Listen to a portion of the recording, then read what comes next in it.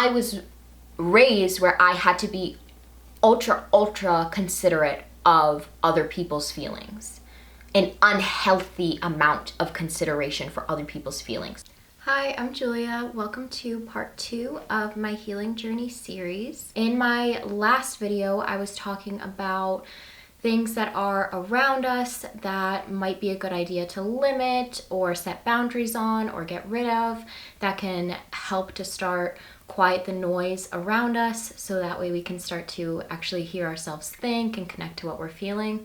In this video, I'm gonna dive a little deeper into that and talk about things that are a bit more intertwined into who we are or how we spend our days, that are harder to set those boundaries or maybe even put complete limits on, and deciding if that's the best thing for us as we move through our healing journey. So one of the next things that I did when I was going through my healing journey was changing the type of music that I listened to. I am a sad music lover. I have a Cancer moon. Like, I am a sad music lover. I will always be down for like anything that could potentially like make you cry. I love that type of music. But I started to notice that as I was really trying to keep track of how my mood was, that on days where I was having a good day, I would be driving and I'd play sad music and I would realize that my mood started to be sad, or it would make me think of something and then that would trigger me being sad. So I was like, okay, maybe I should, do a test. If I'm already in a good mood, I'm gonna try to play music that is more good mood inducing or complimentary. And it really did make a big difference, and that, like, it pains me to say because I really like sad music, but it makes me sad. So, which is like one of those things where it's like, yeah, obviously, but I wouldn't have expected it to have as big of an impact on my lasting mood. Like, yeah, maybe in the moment, okay, like I'm not cheering, but at least when I shut the music off, I'll go back to where I was before. But that never really happened for me. I think I'm a very like sensitive person, and I feel like once I feel sad, I'm kind of there. It's hard to get me out of it. So if you think that you are also somebody like that, then you might want to pump the brakes a little on the sad girl playlist or whatever type of music it is that can really like get you in your feelings, and maybe try reserving it for instances when you're already in your feelings. And maybe as you're starting this journey, like you're there a lot and like, okay, but you still want to try to see if there's other things that, or other music styles that you like and that you're willing to listen to when you're maybe not in the best mood, that can maybe like make you feel a little bit better. I remember, like, I don't know, I feel like I've heard in the past, like if you're not feeling good, then just play like some poppy upbeat music and have a dance party. Like, I feel like I've heard that before a few times, and I was always like, ew, why would I do that? And that's really not what I'm recommending, unless like that's for you. Like, if that works for you, like, that's amazing. It doesn't work for me because I'm like, I don't feel like this. And that's not really the type of music that I like. So what you have to do is find the type of music that you like, that makes you feel a little bit happier and tries to get you out of like a bad mood. For me, that's like old music. I pretty much exclusively listen to music from the 70s because that makes me feel good. It's like chill, easy. That's pretty much all I play now. And that is so different from years ago, but it keeps me in a good mood. It helps me stay in a good mood, I should say. Or it's not fighting with me to stay in a good mood. However that makes sense, you know what I mean? And like, I love music, I really do. I sing, I songwrite, like I really, really love music. But, and even writing music is like, which is more unique to me than being totally relatable, but it's like, I like to write sad music too. So sometimes I'll make up a song and then I'm like, oh my God, like, I really don't feel good now. But it's cathartic as well. So it's not like totally 100% ever avoiding something that makes you feel a certain way or makes you sad. But it's just not like subconsciously getting yourself into a bad place when you really weren't on your way there yet. You know what I mean? I also really used to love rap music, and I still like it, but I used to listen to it a lot, and I found that, and this was just like the type of music that I was listening to. I'm not trying to make a generalization on rap music, but I noticed that when the type of music that I was listening to would kind of get me hyped up. And as someone who prior to this journey was very quick to anger, if I was listening to music that kind of hyped me up, I feel like I was quicker to switch over to anger because I already had that like antsiness to me because the music was kind of making me in that, I don't know, like raising my heart rate or something kind of state. So because I feel like that wasn't that great for me either, I reserved that music for when it was fine for me to be in that type of state, which is pretty much just working out now. Otherwise, it just doesn't, I feel like it just, I'm not trying to be like getting my heart rate raised because I just too easily will let my heart rate get raised, and I don't want to do that. So working out is pretty much only the only time that I do that. But that could be any type of music that you find kind of starts to make you feel like, ugh. Like I think I've seen a couple videos on TikTok that are like the song that makes me go 90 and a 35 like miles per hour. And like, so something like that, whatever the type of music that is for you, you might want, if you're someone who's like quick to anger or quick to mood swings, you might want to ease up on that and have it just be for a specific time, like set boundaries on how frequently you're listening to music that makes you feel that way. Because again, we're trying to create a peace within, and then once we have more peace within, then we can kind of chip away and work at the things that are kind of hiding deep down that we need to work through. But all of this is trying to make us feel more calm, more stable. So if there's music that can kind of mess with you, then it might be best to, you know, step away from it for a little bit or limit it. Another component of not listening to rap music as much is that the music that I tended to listen to had men speaking poorly about women, especially like using the, I don't know what you can and can't say on YouTube, so I'll just say the B word. I, at this point in time, have zero interest. I don't care how good you think your song is. I do not think you as a man need to be using that word. And me a few years ago would have been like, it's not that deep. But me now, I think of everything deeply. And I just don't want to hear it. So if it's in a song, I don't listen to it. So I mainly listen to female rappers now.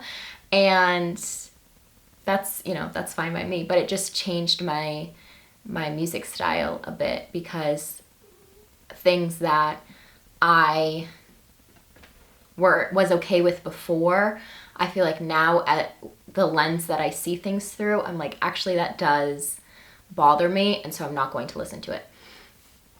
And that's up to you, whatever you feel comfortable with or not. Again, for like ever, I would have been like, it's not that big of a deal, but now I don't like it, so I don't listen to it.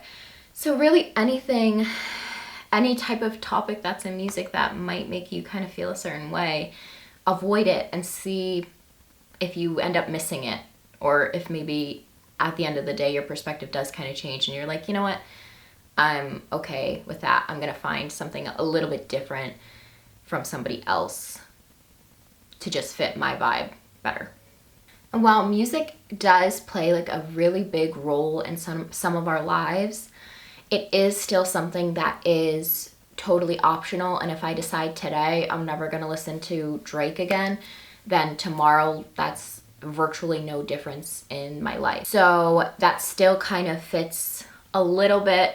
It's like a little bit closer to us, but it's still, you know, out here. It's not too deeply intertwined into our beings, our day-to-day. But my next topic is quite a bit harder than just hitting do not like on Spotify, and that is relationships with other people. I feel like as I was trying to like prep for what I was going to say for this video, it was very difficult for me because I feel like what this will look like is going to be so different for everyone, and I am making a generalized video for something that's hard to generalize because it is so person specific. So maybe at some point I'll elongate on these thoughts and kind of give more examples. So you do have to kind of use your discernment about what, you know, what parts of what I'm saying work for you, and being honest of the true nature of your relationships with the people who are coming to mind as I'm talking about these things. So I am not very good at having relationships with other people. I will say as a preface, I think I'm a good person, which leads me to believe it is the fault of others that I am lonely. I'm just kidding. But I don't have some grand like success story here.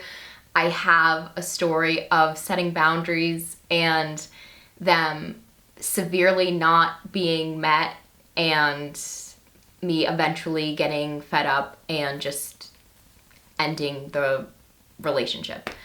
And when I say relationship here, I can mean like a family member, a friend. I'm talking about platonic things. I'm not talking romantically in this video, because I feel like that's a whole other can of worms. So if anything that I'm saying resonates with you in terms of a romantic relationship, then keep going with that and see how it goes. But I'm just using relationship as kind of like an umbrella term here. And so this is where that kind of discernment for you needs to come in, because I could be saying this and I could be someone, like I said, I feel like I'm a good person. I feel like I put effort into relationships, but it just doesn't really pan out. But someone else who is a really crappy person could be saying the same thing. Oh, I tried with them and it just didn't work out. So I'm not saying you watching this are a crappy person, but I do think we have to be honest about our roles in relationships, what we're asking for and what we're giving, because we are in this, what do people call it, like hyper individualized era. Everybody's, I don't need anyone, I don't owe anyone anything. So I'm really trying to avoid making a video that justifies that type of behavior, because I don't really subscribe to it, just because I feel like we're already so divided as people, and we don't need more of that. I can understand the sentiment a bit, but I don't want to necessarily contribute to the idea that, oh, we should just drop everyone, you know, if they disagree with you. Obviously, you know, it depends on what the disagreement is, but it's like a tricky thing there's a lot of like caveats to it. So I'm trying to explain it as best as possible without making it being like, oh, screw everybody, you don't need them, and forgive everybody for every little indiscretion they've ever done against you. You know what I mean? We're trying to meet in the middle, and that's like kind of a tricky place to be. So how I started to really think about my relationships with others was literally just, you know, how I felt. So for me, if you're right in front of me, well, let me preface and say me a few years ago, if you are right in front of me, I have so much baggage, I guess, around being like a people pleaser, that I always found myself being very agreeable with whoever I was speaking to, because I have like something in me that's always trying to avoid upsetting another person, even if it's something that's not that big of a deal. It's not something that I was always consciously aware that I was doing. It's just after a while I realized, like, yeah, I feel like this person doesn't really know me. And part of that, and usually in these instances, part of that was because of them, because they were kind of self-focused a little bit. And part of it was my fault, because I was so fearful of fully putting myself out there and expressing my viewpoint, or, you know, whatever, that it really did kind of inhibit a true connection being built. So as I was getting more in touch with my feelings and starting to realize, you know, I felt bad after this interaction with this person. I didn't say anything in the moment, but here I am hours later, and I'm laying in bed and I'm like, oh my God, I can't believe that they said that, or da da da da. And if I had said this and then they had said this, and you know what I mean? It's like, that's what I used to do. And so then I had to start realizing that I was being overly accommodating and also inauthentic. So what that ended up meaning was I started to speak up more if there was something that bothered me, and not in a rude way. You have to try to not have, because sometimes once you realize you've been doing something, there can be kind of resentment there. Like, you know what, actually I shouldn't be doing XYZ for this person because they never do even this much for me. And I had a lot of that type of resentment before. But you do have to, you don't want to be, the last thing when you're trying to create peace is to be fighting with everybody. I know, I've tried it, but we're all human, we're figuring this out. It's hard to come from a state of peace when you're not in a state of peace. So it's hard to approach situations with the calmness that would be desired when you feel like you have to make up for lost time of being a doormat, I guess, for other people. So I had to work on acknowledging things in the moment if something didn't sit right with me, because it's a lot easier to be like, oh, like, what do you mean by that, or whatever, in the moment, versus hours or days or weeks and being like, you know, when we had that conversation and you said this, that hurt my feelings, or, you know, whatever it is, that isn't as well received to other people as in the moment maybe saying something. Some people, it's not going to be well received no matter what you do, but that's just being, that's like another step towards being more authentic to yourself, is not letting things kind of fester and just saying it when it should be said in the moment. But anyway, so I started to do more of that in a respectful way, more of that, and also some boundary setting. For me, that usually looks like not being as available to other people. I've always had a like caretaker sort of role with people, and there's been a lot of instances where it just puts me in a position where I feel like I'm being used.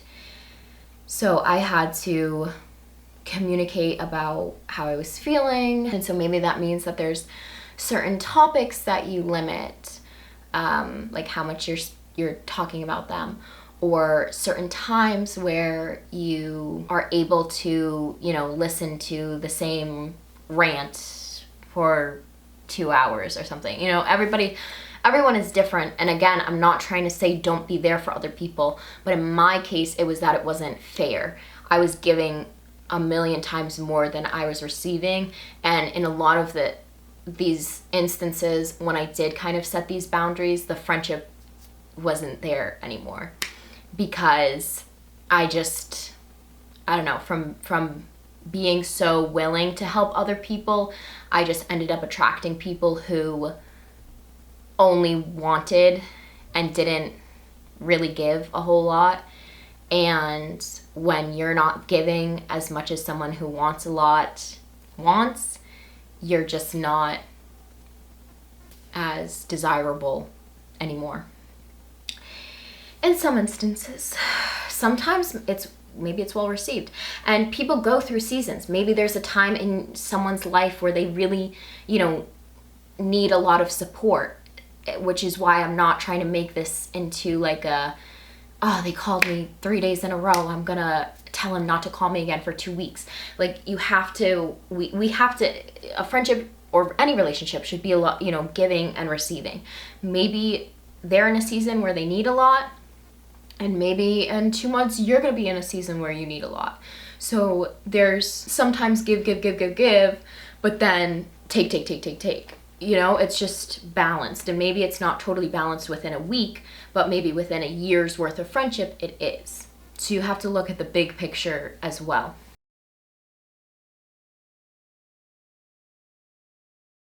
Some of the hardest relationships to figure out how to work on are relationships with family members. As you're working through your healing journey, it might come up that some of your problems came from your family. Not throwing any shade to anyone's family in particular, but that's just something, if you've ever heard a therapist speak, that's just something that can come up. So if that is the case for you, I'm sorry, because it's very difficult to realize that you have to fix a problem that you didn't create. It just became a part of you due to the environment that you were in. This is a relationship issue where there can be a lot of anger, sadness, resentment, and it can really be kind of bursting out if it's something that you've kept bottled up for a long time. And I hope that if you're getting to this place, that you're now in an environment that is more stable and more safe, and hopefully you have some support, because I've gone through a lot with my family, and I don't think I would have been able to do that if I wasn't in a stable relationship that have been in for a long time. I think our bodies have to really be safe for a long time before they're willing to look back through an honest lens of some of the things that have happened to us. Unfortunately, all we have control over is expressing how something made us feel. And so I was talking about, with the friendship thing, and how it's nice if you can be connected enough with yourself, with your emotions, where if something bothers you, you can communicate it right there in the moment before it becomes a bigger thing. When you're talking about relationships with your family, and most likely it's parents or maybe it's siblings, but a lot of times it's going to go back to instances from years ago. That's really tricky, because you remember it a certain way and they remember or don't remember it a certain way. And if something had this huge impact on you and you're communicating it and that person's like, I don't remember that, it's really difficult. And so that's why I'm sincerely hoping that if you're someone who's going to start doing that, you have some kind of alternative support system, because you need to feel if you're losing that sense of comfort or some semblance of nurture that you got from a particular family member. It's really hard if you don't have something somewhat similar in someone else, just in a relationship that you can kind of lean on, somebody that you can lean on. Because like I was saying, we all go through seasons of hard times. If you're having a conflict with your family, that is a season of hard time. And I hope that you have someone that you can, that can help, that can be your place to lean on as you go through it. When I finally allowed myself to look back on things through an honest lens, and I didn't have my brain kind of like closing the door, if you know what I mean. Like sometimes you go to start thinking about something and your brain kind of shuts it down. Once my head stopped doing that and I was like, well, you know, and then this happened and that wasn't fair that happened and that actually made me feel like this. Once you start going down that rabbit hole, it's really tough to not take all of those thoughts and put them in this ball of anger and want to hurl it at someone else. I cannot sit here and say don't do that, because I have done that. So while it's maybe less than ideal, like sometimes it's just not something we can totally control, and we're opening the floodgates to emotions that we didn't feel safe expressing for a long time. It's just, it's hard to be totally in control of that. The best thing I think you can do is to write down as much as you can. And I always get put off by journaling. I don't know what it is, but I always get put off by it. If somebody tells me to start journaling, I don't like it. If you like journaling, good for you. I think it would help me tremendously, but I don't know. I don't I don't like doing it. I don't know. But anyways, I think it helps a lot, whether you want to call it journaling or just writing it down or typing it on your phone, whatever. Getting all of it out there. Maybe you can compile it into something that, like a letter or something that you can give to the person that you feel wronged you. Maybe you can kind of see what types of behaviors that person had, and then you can talk about the effect that it had on you. Because with this, when you're talking about a relationship that goes so far back, there's two parts of it. There's the part of, you did this at this time and I'm mad about it right now, or I was mad about it back then, but I couldn't express that.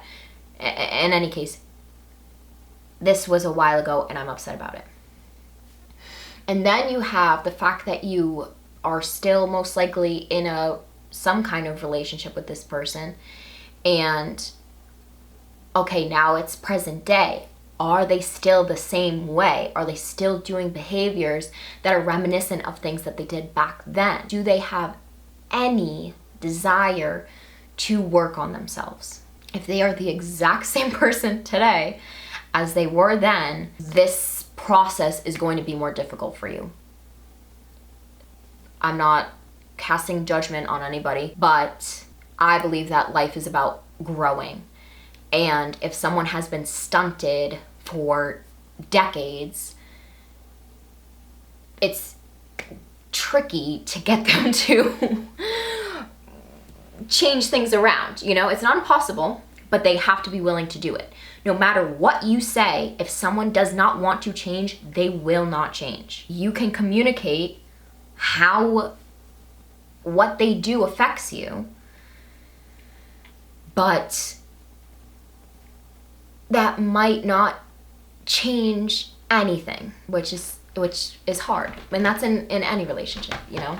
If you do believe the person that you have in mind right now is someone who hasn't shown a lot of growth over time, that doesn't mean that you shouldn't communicate what you have going on. Maybe they'll surprise you. I hope they surprise you and they can work on things. But at the very least, you are standing up for a version of you who in the past was not able to stand up for themselves. That is very important.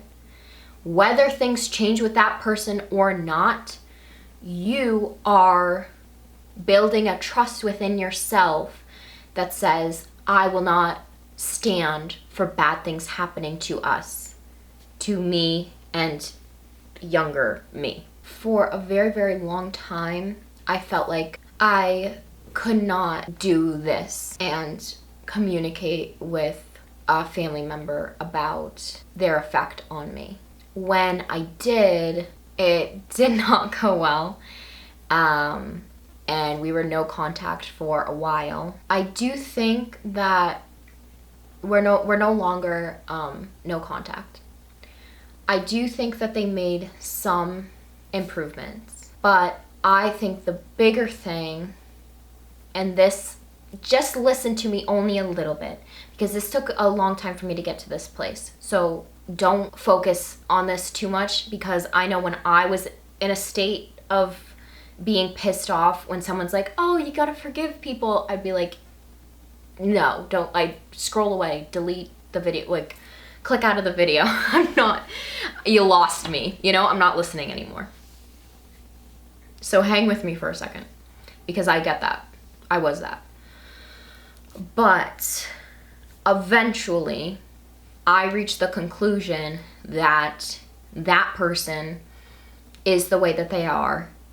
And unfortunately, my relationship with them does not look the way I wish it did. You can reach that conclusion and say, so because of that, I'm out.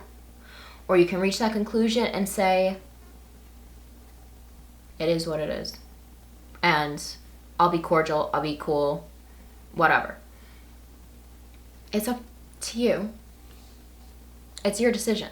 It's whatever feels right for you. And maybe you change your mind and go back and forth and figure out what's right, what makes you feel better. But there eventually comes a point where, you know, you've probably heard, like, forgiveness is for you and not the other person. And I don't even know if I would say I've forgiven everybody that is involved in my baggage or whatever, people that I'm referring to. I don't know if I would say forgive. I really don't know. But I got to a place of neutrality with it. I am more neutral on the subject. Don't feel great about the relationship. I don't have it in me to be mad about it that much anymore. So for me, it's just kind of, and it is what it is, sort of thing. If any of this has resonated with you, one of the first books that I read when I was starting to get into this place, it was I'm sorry, I can't totally remember the name. It was Children of Emotionally Immature Parents or something like that. But they do talk about that in the end of that book. And I remember when I read it, basically you have to come to a place of kind of acceptance for that person being who they are. I remember when I read it and I was like, no way. I'm not doing that. So again, if you're saying no way, totally valid.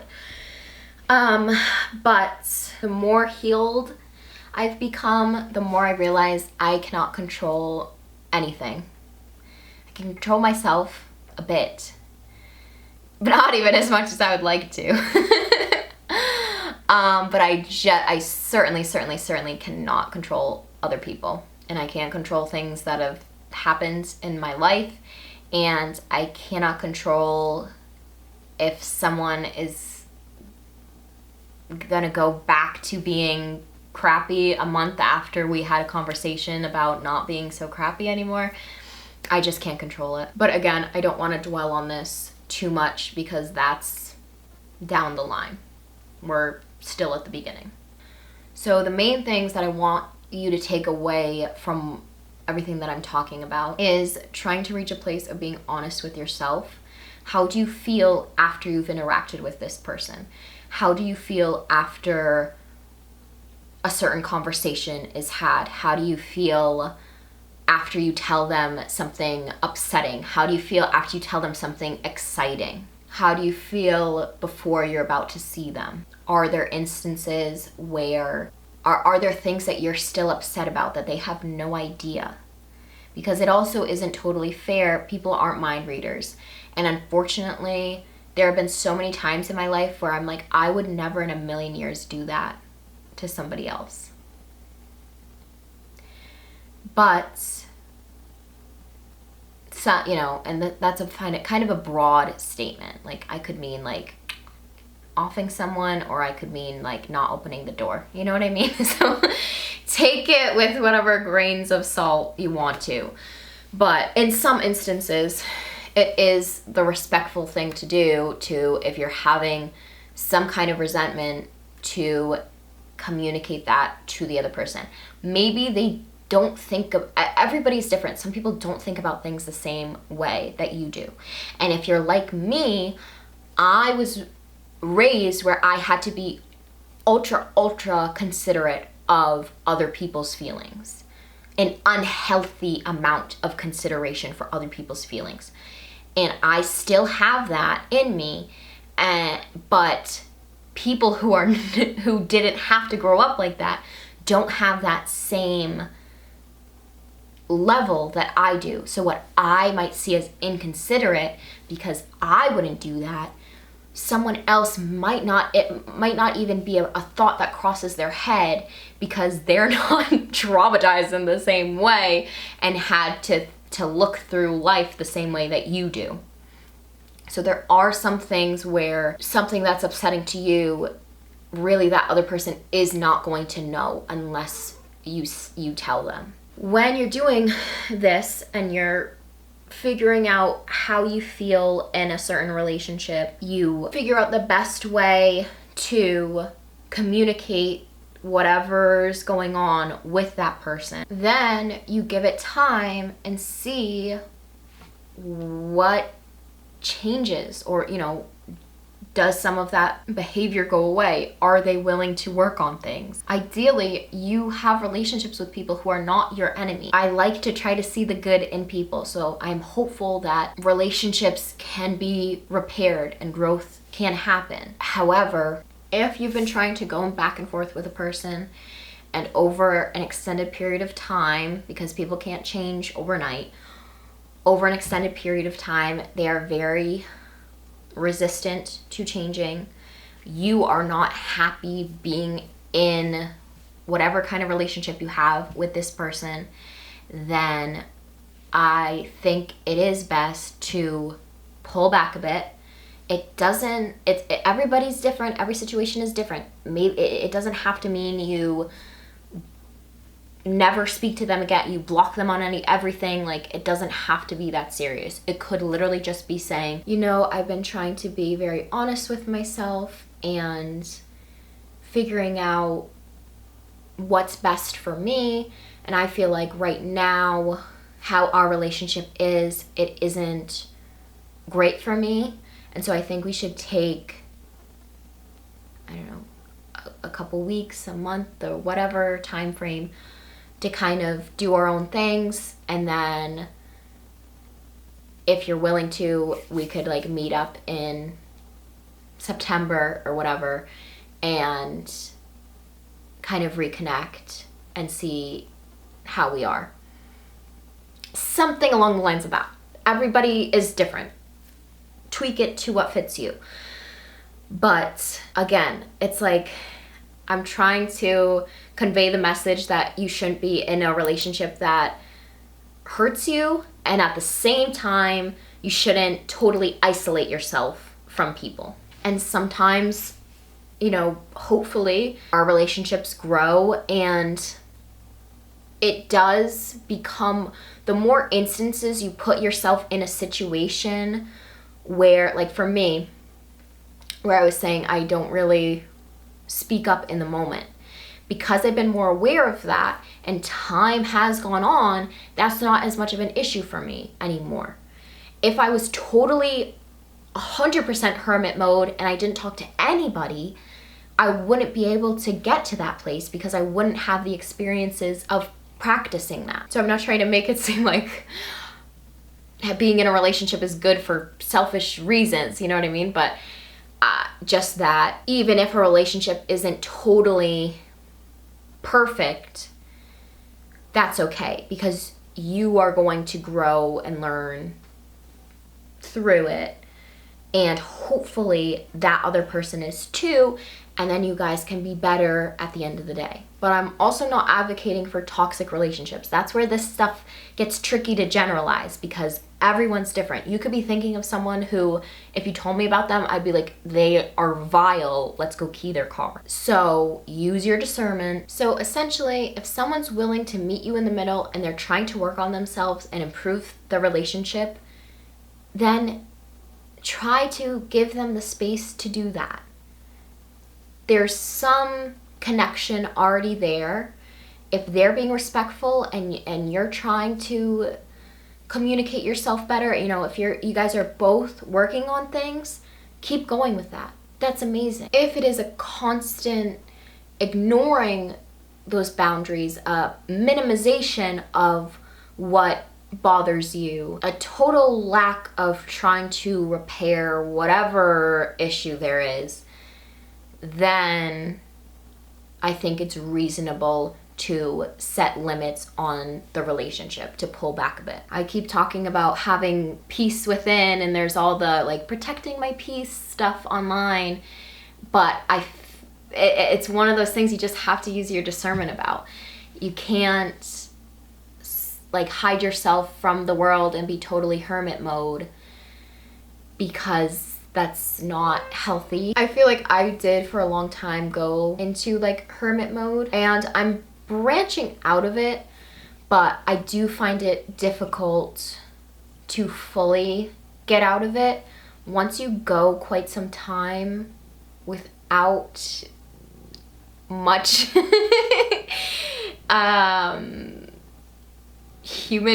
extensive human interaction, it's difficult to put yourself out there again, or just finding, you know, new connections. For me, I find it very, very difficult. I would like to have more friends, but I find it difficult to even figure out how to form connections. I've realized that pretty much everyone I've ever been friends with has just kind of like fallen into my lap. Like, I've never really actively tried to make friends before. So that's something that I'm working on figuring out. All that to say though, don't try not to cut too many people off at once, or else you might be kind of lonely. Again, if it's warranted, so be it.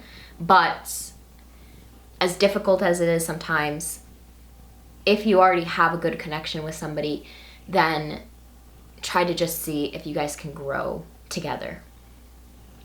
But all of this is to try to make it so, 1, you're being more authentic to yourself. 2, you're not continuously entering into a state of anger or resentment or whatever. And it's not to say you're never gonna have a fight again with this person or people, but it's not something that's happening over and over again that's never getting rectified because maybe the other person doesn't totally know about it or whatever. We're trying to have more healthy relationships with other people so that we're not being triggered or putting too much of our energy into something that is upsetting. Again, it's not totally 100% avoidable to have that happen, but hopefully you can reconfigure things a little bit so that way, if that's an area of your life where there are some issues, it's diminishing a little bit, so that way you have more free space so you can dive a little deeper on old things and not constantly have new things that are bothering you. Because to become a more healed person, we have to work on the deep down stuff, the old stuff, the yucky stuff. So if we can minimize the new not so great stuff, it gives us a bit more space to chip away at what's already there. Hopefully that makes sense. I hope this video was helpful to you. I'm gonna come out with part 3 of this series next week. So if you made it here, thank you so much for watching, and I hope to see you in the next one. Bye.